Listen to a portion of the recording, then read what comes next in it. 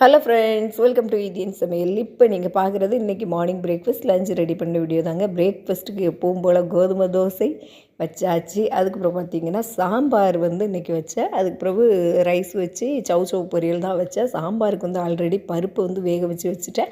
அதுக்கு பிறகு இன்றைக்கி என்ன சாம்பார் அப்படின்னா கத்திரிக்காய் சாம்பார். நம்ம வீட்டில் இன்றைக்கி 4 வெள்ளை கத்திரிக்காய், ஒரு புழு கத்திரிக்காய் இருந்ததுங்க. அந்த கத்திரிக்காவை போட்டு சூப்பராக இன்றைக்கி சாம்பார். அது நார்மலாக கத்திரிக்காவை கொஞ்சம் நிறைய போட்டு சாம்பார் வச்சோன்னு வச்சுக்கோங்களேன், நல்ல கிரேவி நல்லா திக்காக இருந்த மாதிரி இருக்கும்.